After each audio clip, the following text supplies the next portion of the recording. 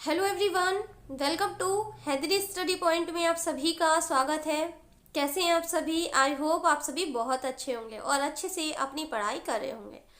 तो आज मैं आपके साथ डिस्कस करूंगी सोशियो कल्चर थ्योरी वाइगोत्स्की, जिसके हम मोस्ट इम्पोर्टेंट पॉइंट्स को हम डिस्कस करने वाले हैं, जो हमारे सीटेट के एग्जामिनेशन के पार्ट ऑफ व्यू से बहुत ही ज़्यादा इम्पोर्टेंट होने वाले हैं। तो स्टार्ट करते हैं अपनी आज की क्लास एक मोटिवेशन थॉट के साथ। तो आज मोटिवेशन है आज की क्लास का, जो अपनी जिंदगी में कुछ पाना चाहते हैं वो समुद्र में भी पत्थरों के पुल बना लेते हैं। तो समुद्र में पत्थरों के पुल बनाने का मतलब है कि नामुमकिन को भी मुमकिन बना देना। तो उसके लिए हमें सीटेट क्वालिफाइड करना है, तो हमें अब रातों से लड़ना है और अच्छे से अपनी प्रिपरेशन करनी है। तो स्टार्ट करते हैं आज का अपना टॉपिक।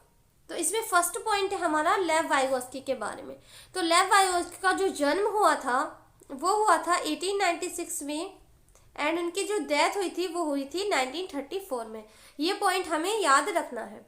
सेकंड पॉइंट है रशियन साइकोलॉजिस्ट थे। ये क्या थे? एक रशियन साइकोलॉजिस्ट थे और इन्होंने भी एक कॉग्निटिव डेवलपमेंट पर ही बात की थी।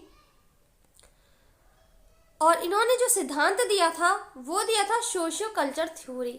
सामाजिक संस्कृति पर बात की थी और समाज संस्कृति का ही इन्होंने सिद्धांत दिया था। इसीलिए कहते हैं कि लेव वाइगोत्स्की ने कौन सा सिद्धांत दिया था? तो सामाजिक सांस्कृतिक सिद्धांत जो दिया था वो लेव वाइगोत्स्की ने दिया था।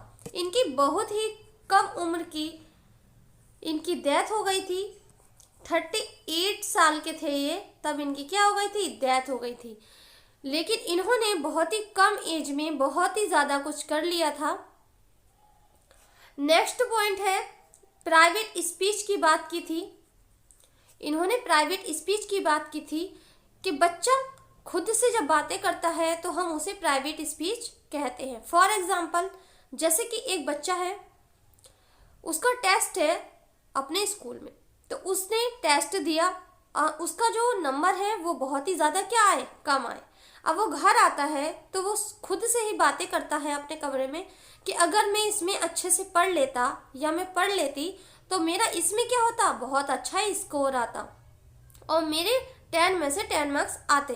तो वो खुद से जब बातें कर रहा है तो उसे हम क्या कहेंगे? उसे हम प्राइवेट स्पीच का नाम देंगे।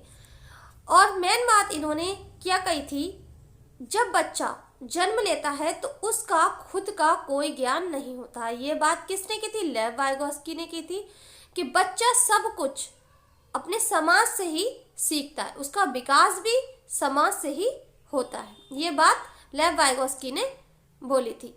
अपनी कॉपी पेन लेकर बैठिए और ये इंपॉर्टेंट पॉइंट्स आप नोट कर लीजिए। नेक्स्ट पॉइंट की बात कर लेते हैं। इन्होंने 3 इंपॉर्टेंट एस्पेक्ट्स दिए थे। जो फर्स्ट है इसमें सोशल इंटरेक्शन। तो इसमें इन्होंने क्या बोला था कि बच्चा जब जन्म लेता है तो उसका खुद का कोई ज्ञान नहीं होता है। बच्चा जो कुछ भी सीखता है, जो भी उसका विकास होता है, वो सामाजिक अंतःक्रिया के साथ होता है। इसे मैं आपको समझाऊंगी अभी डायग्राम के थ्रू कि बच्चा जब भी उसका विकास होता है तो सामाजिक अंतःक्रिया के साथ ही उसका विकास होता है और जन्म से उसके पास कोई भी ज्ञान नहीं होता है, सब कुछ वह समाज में आकर ही सीखता है। नेक्स्ट पॉइंट है लैंग्वेज। इन्होंने लैंग्वेज पर बात की थी। वाइगोत्स्की की थ्योरी के अकॉर्डिंग पहले लैंग्वेज आई, उसके बाद बच्चे का क्या हुआ? डेवलपमेंट हुआ। पहले लैंग्वेज एंड फिर थॉट की बात करी उन्होंने। और पियाजे की थ्योरी में क्या है? पहले थॉट आया, उसके बाद लैंग्वेज आई। और अकॉर्डिंग टू वाइगोत्स्की पहले क्या हुई? लर्निंग होती है, उसके बाद डेवलपमेंट होता है। ये बात आप अपनी कॉपी में नोट कर लीजिए। थर्ड पॉइंट की इन्होंने जो बात की थी वो की थी कल्चर, संस्कृति पर बात की थी कि बच्चे का जो भी विकास होता है समाज और संस्कृति से होता है। नेक्स्ट पॉइंट, अब इसमें हम समझेंगे इस डायग्राम के through the child social interaction with parents and sibling and peers and teachers. सामाजिक अंतःक्रिया से जब बच्चे का विकास होता है या बच्चा को सीखता है तो उसके अंतर्गत हमारे पेरेंट्स भी हो सकते हैं, टीचर्स भी हो सकते हैं, हमारे सहपाठी भी हो सकते हैं। हम सभी से ही अपना सीख सकते हैं और सभी के साथ रहकर हमारा एक विकास हो रहा है। ये बात लेव वाइगोस्की ने अपनी थ्योरी में मेंशन की है। कल्चर को वैल्यू दी है एंड लैंग्वेज पर वैल्यू दी है कि बच्चे के अंदर पहले भाषा का विकास होगा, उसके बाद उसका विकास होगा। पहले भाषा आई, उसके बाद विचार डेवलपमेंट होगा। नेक्स्ट बात कर लेते हैं सम इम्पोर्टेंट टर्म्स। इनकी थ्योरी के ये इम्पोर्टेंट टर्म्स है जो हमारे सीटेट के एग्जामिनेशंस में बहुत ही ज़्यादा पूछे जाते हैं। फर्स्ट है हमारा ZPD, zone of proximal development. इसे हम क्या कहते हैं? निकटतम विकास का क्षेत्र। क्या कहते हैं हम इसे? निकटतम विकास का क्षेत्र। तो इसे हम डायग्राम के थ्रू अभी समझेंगे। नेक्स्ट पॉइंट है स्कैफोल्डिंग। इसे हम हिंदी में बोलते हैं मचान, ढांचा, पाड़। एंड थर्ड है इसमें MKO। इसे हम क्या बोलते हैं? More knowledgeable to others. क्या बोलते हैं? More knowledgeable to others. तो मोर नॉलेजेबल टू अदर्स क्या होते हैं? इसके अंतर्गत हमसे छोटे भी आ सकते हैं, हमसे बड़े भी आ सकते हैं, हमारे टीचर्स भी हो सकते हैं, हमारे पेरेंट्स भी हो सकते हैं। कहने का मतलब ये है कि जिसे हमसे ज़्यादा ज्ञान हो वो हमारा क्या होगा? MKO होगा, चाहे वो हमसे छोटा ही क्यों ना हो। सेकेंड पॉइंट इसमें जो स्कैफोल्डिंग है, इसको हम समझेंगे स्कैफोल्डिंग एक फॉर एग्जाम्पल के थ्रू।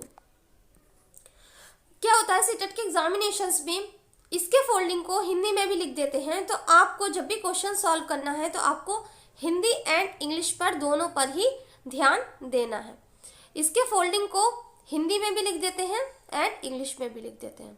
तो स्कैफोल्डिंग को हम एक एग्जाम्पल के थ्रू समझते हैं। जैसे कि फॉर एग्जाम्पल एक बच्चा है, स्कूल गया, उसका टेस्ट है। क्या है? उस दिन मैथ का टेस्ट है। तो टीचर्स ने उसे क्या दिए? मैथ के क्वेश्चंस दिए और उसने उस क्वेश्चंस को सब सॉल्व कर लिए, लेकिन वो 2 क्वेश्चंस में क्या हो रहा है? अटक रहा है, उससे वो क्वेश्चन सॉल्व नहीं हो रहे हैं। तो उन क्वेश्चंस को वो सोच रहा है कि मैं क्या करूं, लेकिन अगर मुझे इसका फॉर्मूला पता चल जाए तो मैं इस क्वेश्चन को आसानी से सॉल्व कर लूंगा। अब क्या होता है, लास्ट में टीचर्स ने उसे फॉर्मूला बता दिया, उसके बाद उसने फॉर्मूला लगाया और अपना सॉल्व कर लिया। तो जो टीचर्स ने जो फॉर्मूला बताया, उसने जो वो हेल्प दी, टीचर्स ने जो हेल्प दी, तो वो क्या हुआ? स्कैफोल्डिंग हुआ। एक सपोर्ट दी, उसने अपना क्वेश्चन सॉल्व कर लिया। एक टेम्पररी सपोर्ट का हम नाम देंगे। क्वेश्चन हमारा इस तरीके से भी बनता है कि टेम्पररी सपोर्ट इंग्लिश में लिखा होता है, तो उसका इसके अंतर्गत आ जाता है, स्कैफोल्डिंग के अंतर्गत आ जाता है। बात कर लेते हैं अब ZPD को हम इस डायग्राम के थ्रू समझेंगे। फॉर एग्जाम्पल जैसे कि बच्चा सीटेट का एग्जाम देने गया, तो उसके फर्स्ट में वो खुद डिपेंड है अपने ऊपर, सेल्फ स्टडी करके 70 मार्क्स ला रहा है। अगर वो सोचता है कि मुझे हेल्प मिल जाए तो मैं बहुत ही अच्छा स्कोर कर जाता, लेकिन मैंने सेल्फ स्टडी से 70 मार्क्स गेन कर लिए हैं। अब उसके बाद उसे गाइड मिली, उसके बाद उसका जो स्कोर रहा वो रह रहा है 100+। उसके बाद जो रह रहा है उसका स्कोर क्या रह रहा है? 100+। तो उसे जो गाइड मिली, टीचर्स ने गाइड दी या पेरेंट्स ने गाइड दी या उसके सहपाठियों ने गाइड दी, तो उसे जो ये पहुंचने में जो इतना जो समय लगा यहाँ से यहाँ तक का, और ये बीच का जो गैप है, इसे ही हम नाम क्या देते हैं? ZPD, निकटतम विकास का क्षेत्र। तो आई होप आपको ZPD समझ में आया होगा, स्कैफोल्डिंग समझ में आया होगा। एक फास्ट रिवीजन हम कर लेते हैं कि स्कैफोल्डिंग क्या होता है। एक सपोर्ट होती है, हेल्प होती है, टेम्पररी सपोर्ट होती है। तो वो हमारा क्या हो जाता है? स्कैफोल्डिंग, जिसे हम मचान और पाड़ ढांचा भी कहते हैं। जोन ऑफ प्रॉक्सिमल डेवलपमेंट क्या होता है? निकटतम विकास का क्षेत्र होता है। जैसे कि बच्चा सेल्फ स्टडी से 70 मार्क्स आ रहे हैं उसके, अगर टीचर्स ने, सहपाठियों ने उसकी हेल्प की, तो वो कहाँ 100+ का स्कोर कर पा रहा है। तो उसके बीच का जो गैप है उसे हम क्या कहते हैं? जो उसे समय लगा पहुंचने में, उसे हम क्या कहते हैं? ZPD कहते हैं। अब MKO क्या है? जैसे कि यहाँ से पहुँचने में जो समय लगा और किसने उसकी हेल्प की? टीचर्स ने की या पेरेंट्स ने की या सहपाठी ने की? तो जो जिसने भी की, चाहे वो सहपाठी सही, तो वो क्या हुआ? वो हुआ more knowledgeable to others, MKO से हम बोलेंगे। तो आई होप आप सभी को ये पॉइंट समझ में आए होंगे और उम्मीद करती हूँ कि आप सभी को ये पॉइंट अच्छे से समझ में आए होंगे और इसी के ही वाइगोस्की की थ्योरी के ही मैं नेक्स्ट क्लास में क्वेश्चंस आपके साथ डिस्कस करूंगी, तो वो क्लास भी आप जरूर से जरूर वॉच करिएगा। वो क्लास आपको नेक्स्ट डे में प्रोवाइड कर दी जाएगी।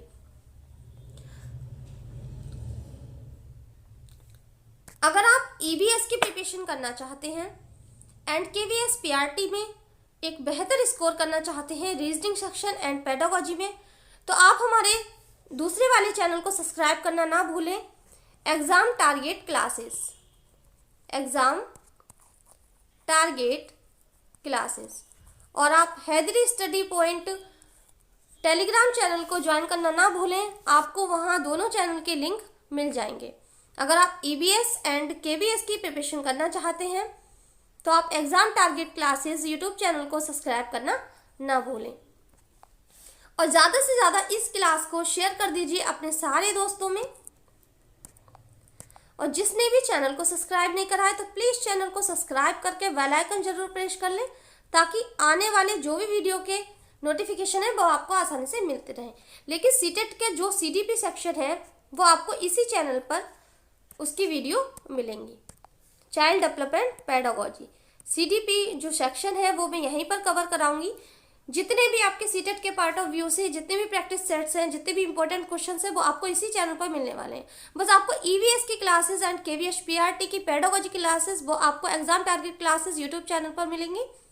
तो अच्छे से अपनी पढ़ाई करते रहिए और अच्छे से अपना बेहतर स्कोर सीटेट में करके दिखाइए। टेलीग्राम चैनल का लिंक आपको डिस्क्रिप्शन बॉक्स में मिल जाएगा, वहाँ से आप ज्वाइन कर सकते हैं। इस क्लास की पीपीटी भी मैं टेलीग्राम चैनल पर आपको प्रोवाइड कर दूंगी। Thank you.